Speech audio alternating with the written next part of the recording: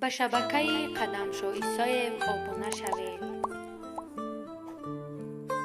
چقدر از تو خسته شدم ای نفس نفس، چقدر مجبورم کردی به خاطر تو مشکلی ها را تحمل کنم، به خاطر اشتباه تو زندگی را بر خود تنگ کنم، به خاطر پوشیدن و سیر کردن شکم و راحت خود مرتکب ریبا، قلابی، فریبگری شوم، خواب و راحت را ترک کنم، حرام و حلال را فراموش کنم، شب و روزم یک شود. ای نفس، با گناه و وسوسه مرا هلاک کردی، از رحمتهای خدا محرومم کردی، از بهشت جاویدانه و از نعمتهای آن و از رضای پروردگار دورم کردی.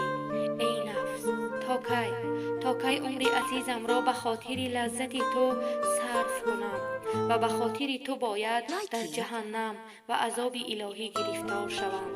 تو سبب شدی از جمع‌آوری توشه آخرت باز مانم و به آتش بسوزم که توانایی آن را ندارم. آخر من از گوشت و پوست و خون هستم، چقدر تحمل دارم. ای نفس، ای ظالم، ای دشمن خدا، بیچاره‌ام کردی، حسدخوری و سخنچینی را یادم دادی و وسوسه‌ام کردی تا آبروی برادر مسلمانم را بریزم. وسوسه‌ام کردی تا جان برادر مسلمانم را بگیرم. آه ای نفس، اگر تو نبودی همه انسان‌ها با هم برابر بودند.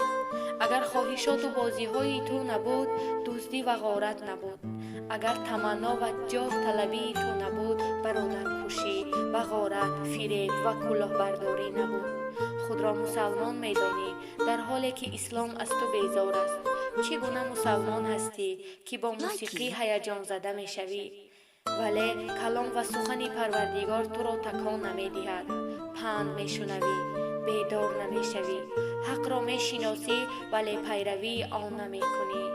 ای متکبر مغرور، از کاروان نیکان و بندگان مخلص خدا دورم کردی و گناهی که راه را گم کردم و اثر از آن کاروان نمی‌یابم.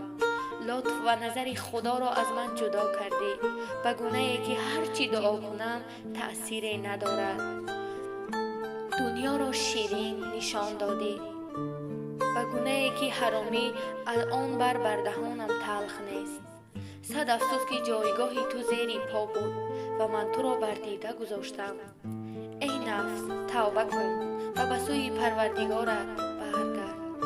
میگویی پشیمانم ولی کجاست اشک پشیمانی تو؟ هرگز تو را قانع نیافتم و هرگز سیر نشدی. میگویم طاعت و بندگی، میگویی فردا، میگویم نماز صبح، میگویی کمی خواب، میگویم صدقه، میگویی ندارم، میگویم روزه، میگویی طاقت ندارم، میگویم جهاد، میگویی میمیرم، میگویم مرگ به قبر در پیش است، میگویی هنوز فرصت است، میگویم توبه و بخشش، میگویی عمر دراز است. آه ای نفسی سرکش، شیطان که رانده شد به جز یک خطا نکرد. شیطان که رانده شد به جز یک خطا نکرد. خود را برای سجده آدم رضا نکرد. شیطان 1000 مرتبه بهتر زی نماز. او سجده بری آدم و